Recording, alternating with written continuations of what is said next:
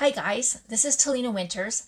I'm a multi-genre fiction author and a developmental editor, and I have published 4 books, and I have launched 2 of those, which means that I have done quite a few book signings, etc.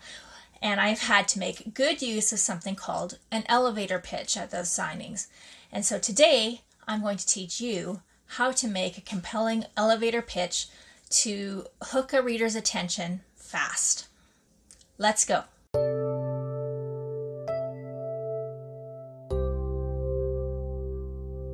First of all, what is an elevator pitch? An elevator pitch is a 1 or 2 sentence description of your story, and it's just meant to grab a potential reader in 30 seconds or less. Kind of the idea being that if you get on an elevator with like some guru, mover and shaker in the publishing industry or the movie making industry, or like Steven Spielberg or something, you've got 30 seconds until the next floor to be polite and also interest him in your project and maybe learning more. So you need to make it really, really compelling, and so that he or she, whoever it is, wants to learn more about your project. And that's how magic is made in this industry. Now, for most of us, we're not going to actually probably get on an elevator with Joss Whedon or George Lucas or Spielberg.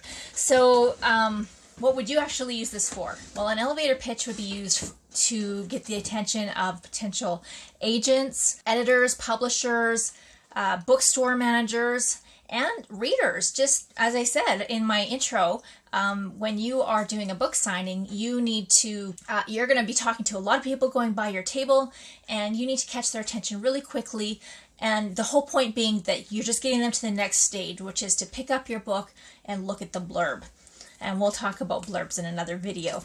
But today we need to say, well, how do we get them to that point? How do we get them where they want to pick up the book and take a closer look? So here we go. How to make an elevator pitch in 3 steps. First of all, you need to know what your book is about. And this might be like a duh, Talena. Of course I know what my book is about. It's about, and then you go on for 10 minutes and tell me what it's about. Okay, no, what I mean is you have to be able to know what it's about so well, you can tell me in 1 or 2 sentences. And you can include enough intriguing elements in those 2 sentences that I want to learn more.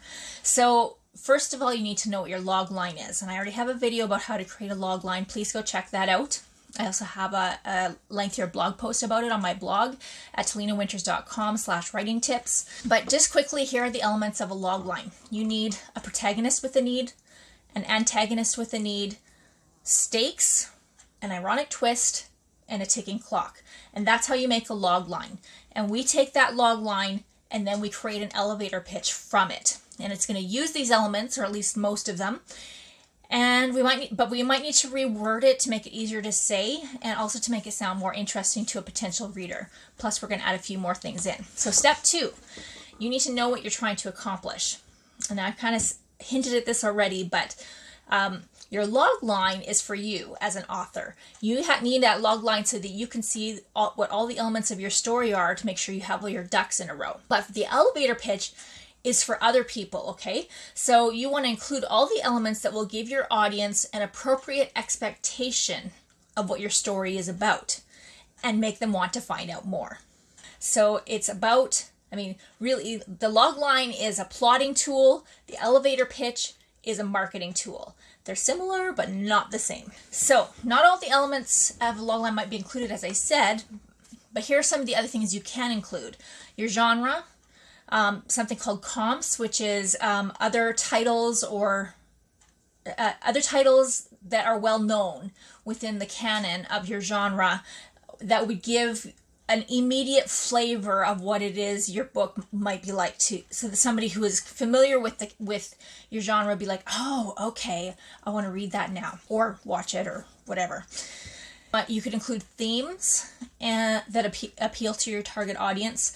That cool factor, oftentimes we write something because there's just something about it that grabs us. You could include that in there. And as I said, in your all of the elements in a log line. Okay, I'm going to give you a quick example of the difference between a log line and an elevator pitch.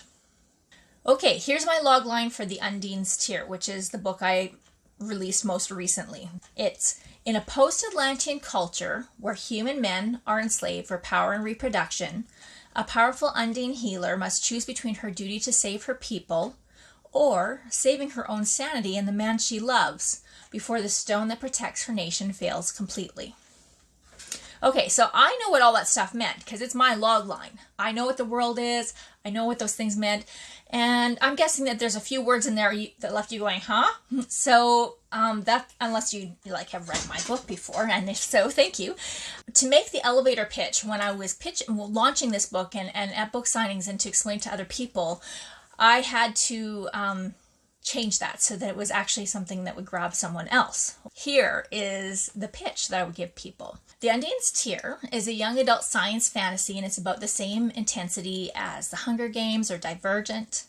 It's set in 1799, so it's an alternate history about a post-Atlantean society of mermaids called Undines, who have lost the ability to produce their own males, so they have to capture human men to survive. And there's a powerful Undine healer named Calandra, who's been raised to save the stone that protects her people. Unfortunately, all the powerful healers in her history have gone insane, so she's worried about going crazy and killing everyone before she has a chance to save them. Now, as you can see, I had 3 sentences in there, actually.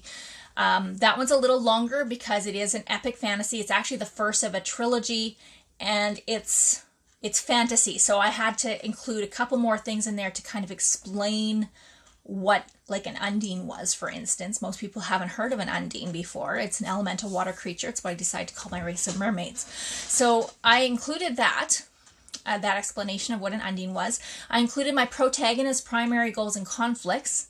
I left out the romance from my log line. I gave a flavor of the world and the setting. I wanted people to know that this is set in Earth in 1799, but it's an alternate history, obviously, because sometimes they even add at the end there, and it's going to get a little apocalyptic by book 3, just so people know going in. It's like, oh, I'm looking at like this. It's like a historical urban fantasy or a pre-apocalyptic fantasy kind of thing, so that people have that expectation.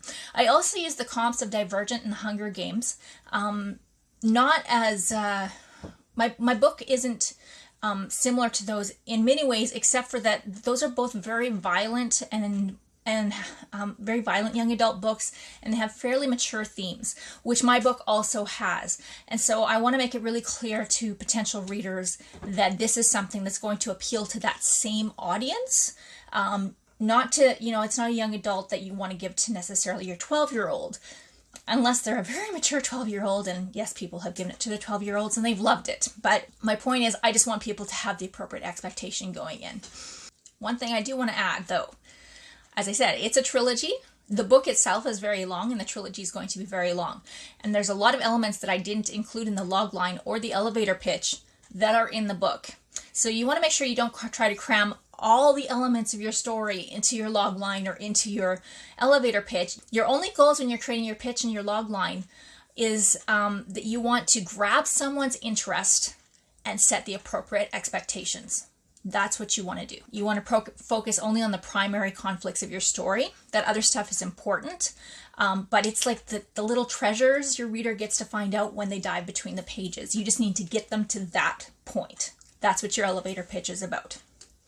Okay, step 3, make it automatic. So you notice how I had to read my log line, but when I was giving you my pitch, which I've said probably 1,000 times by now, it feels like anyway, I was able to just look right at you and just rattle it off. And I was able to do that almost at the beginning because I did practice it before I started. But you know what? Readers are wonderful, by the way. If you're at a book signing, it totally takes the nervousness out of it. It's like, hey, can I practice my pitch on you? And they're like, sure. And then, if you screw up, all the awkwardness is already gone. So you can use that. Anyway, so what you want to do is you want to smooth that pitch out. As you're working it out and you're taking it from your log line, you're going to need to smooth out the wording so that's really easy to say. So if you stumble over a part, rearrange it, reword it, say it some other way. You need to memorize it. So once you've got it nice and smooth and easy to rattle off, you need to be able to say that from memory at any given time. Because once you've memorized something, it goes from the right side of your brain to the left side of your brain. Oh, other way around. It goes from the left side of your brain to the right side of your brain, becomes subconscious. And so that way it takes the nerves out of it a little bit. If it's memorized and somebody asks you, or you're in that situation, that pressure situation where you need to actually explain what your book is about, you just access that file, that memorized file, and all of a sudden, blah, blah, blah, it just starts coming out and you don't even have to think about it hardly. Okay. And of course, you have to practice. In order to get to that point of being that fluid with it, you really need to say it to people. You can't just say it to your mirror, although that's important. You do need to actually talk to people and be in that situation where someone is looking you in the eyeballs and listening, and you're like, okay, now's the test. So you need to practice first on your friends and family who love you, and then start practicing with other people.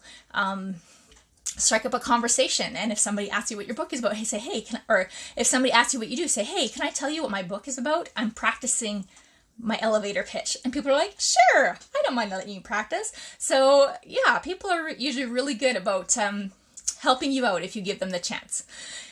So there you have it. Those are the elements of an elevator pitch. I am going to be posting a little bit more detailed blog about this on my writing tips blog on Friday of this week. So that's at www.talenawinters.com/writing-tips. And I would be happy to help you develop your own elevator pitch. If you need help with that, please contact me through my website at www.talenawinters.com. Thanks so much for listening, and happy pitching.